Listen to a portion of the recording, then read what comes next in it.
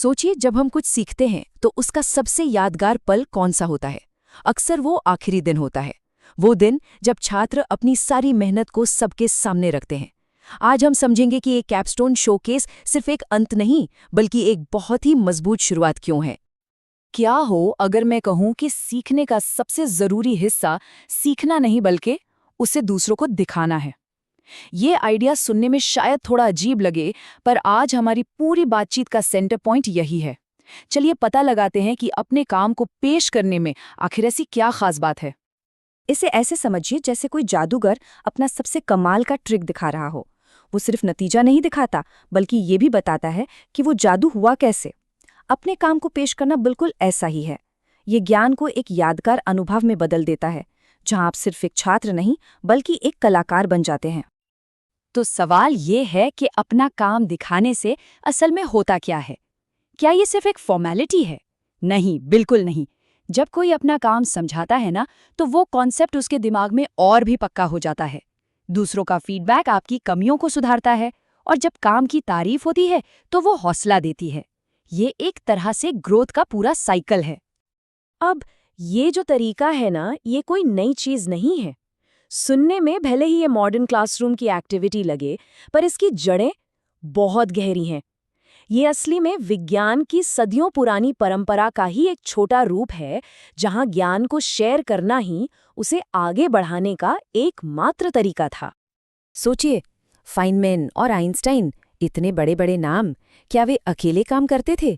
नहीं, वे अपने आइडियाज को दूसरों के सामने रखते थे, उन पर बहस करते थे, और इसी बहस और चर्चा से नई नई खोजें जन्म लेती थीं। क्योंकि विज्ञान में तरक्की का रास्ता हमेशा मिलकर काम करने से ही निकलता है। तो ये तो साफ हो गया कि अपना काम दिखाना कितना जरूरी है, पर सवाल ये उठता है कि किया कैसे जाए। मतलब एक मुश्किल से आइडिया को एक मजेदार कहानी में कैसे बदलें। चलिए अब इसी पर बात करते हैं। एक अच्छी प्रेजेंटेशन के कह सकते हैं 4 मेन पिलर होते हैं।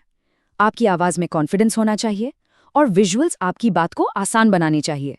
लेकिन सिर्फ डेटा दिखाना काफी नहीं होता, उसके पीछे का साइंस समझाना भी जरूरी है। और सबसे जरूरी, इन सब को एक कहानी की तरह पिरोना। यही वो चीज है जो सुनने वालों को आपके काम से जोड़ देती है। अच्छा, विज्ञान में कहानी सुनाने का मतलब क्या है? इसका सीधा सा मतलब है अपने प्रोजेक्ट का पूरा सफर बताना। मान लीजिए किसी ने एक क्वांटम ऐप बनाया है, तो कहानी क्या होगी? सबसे पहले ये ऐप कौन सी प्रॉब्लम सॉल्व कर रहा है, फिर इसके पीछे कौन सा साइंटिफिक प्रिंसिपल काम कर रहा है, और आखिर में एक आम इंसान इसे कैसे इस्तेमाल कर सकता है। चलिए, अब तैयारी तो हो गई। अब सीधा चलते हैं उस कमरे के अंदर जहां ये शोकेस हो रहा है। देखते हैं कि वहां माहौल कैसा है और असल में होता क्या है। ये पूरी प्रक्रिया एक जिंदा दिल बातचीत की तरह है। आप अपना सेटअप लगाते हैं, अपना आइडिया समझाते हैं, लेकिन असली मैजिक तब शुरू होता है जब आप दूसरों को सुनना शुरू करते हैं, उनके फीडबैक को, उनके सवालों को। ये सिर्फ बोलने के बारे में नहीं है, ये दूसरों से सीखने के बारे में भी है। और इस पूरी एक्टिविटी के लिए पता है कितना टाइम रखा गया है? पूरे 2 घंटे। ये टाइम ही बताता है कि ये कोई बस फटाफट निपटाने वाली चीज नहीं है। ये सीखने की प्रोसेस का एक बहुत ही सीरियस और इम्पॉर्टेंट हिस्सा है, जिसे पूरा सम्मान और वक्त दिया जाता है। ठीक है, ये सब क्लासरूम में तो बहुत अच्छा लग रहा है, पर इसका असल दुनिया से क्या कनेक्शन है? अब हम यही देखेंगे कि ये अनुभव सिर्फ अच्छे ग्रेड्स के लिए नहीं, बल्कि किसी के आने वाले करियर की नींव कैसे रखता है। ये बात गांठ बांधने वाली है। ये कोई ऐसा वैसा स्कूल प्रोजेक्ट नहीं है जिसे बस करके भूल जाना है। ये कह सकते हैं प्रोफेशनल दुनिया का एक छोटा सा ट्रेलर है, एक ट्रेनिंग है जो भविष्य के लिए तैयार करती है। देखिए, जो क्लास में प्रोजेक्ट पेश करना है ना, वो बिल्कुल वैसा ही है जैसा किसी बड़ी कंपनी में रिसर्च पेश करना। और स्कूल में जो फीडबैक लेकर प्रोजेक्ट को बेहतर बनाते हैं, वही तो इंडस्ट्री में इनोवेशन कहलाता है। स्किल्स वही हैं, बस स्टेज बदल जाता है। और ये सिर्फ हवा में बातें नहीं हैं। IBM जैसी बड़ी बड़ी कंपनियां वो बिल्कुल यही करती हैं। उनकी क्वांटम टीमें अपनी नई खोजों को कॉन्फ्रेंस में पूरी दुनिया के साथ शेयर करती हैं। क्यों? ताकि विज्ञान आगे बढ़ सके। आज जो छात्र क्लास में प्रेजेंटेशन दे रहे हैं, कल वही दुनिया के मंच पर इनोवेशन को लीड करेंगे। तो इस पूरे सफर के बाद आखिर हाथ में आता क्या है? ये जो आखिरी हिस्सा है, ये उसी इनाम के बारे में है। और ये इनाम किसी सर्टिफिकेट में नहीं मिलता, ये मिलता है पर्सनल ग्रोथ में। अब एक पल रुक कर सोचिए, इस पूरे शोकेस में दूसरों का काम देखकर सबसे ज्यादा प्रेरणा किससे मिली? कौन सा ऐसा प्रोजेक्ट था जो दिमाग में रह गया और क्यों? अब जरा फीडबैक के बारे में सोचते हैं। साथियों से मिली कोई एक सलाह, कोई एक कमेंट जिसने सोचने का नजरिया ही बदल दिया हो। कभी कभी कोई बाहर वाला वो चीज देख लेता है जो हमें खुद नजर नहीं आती।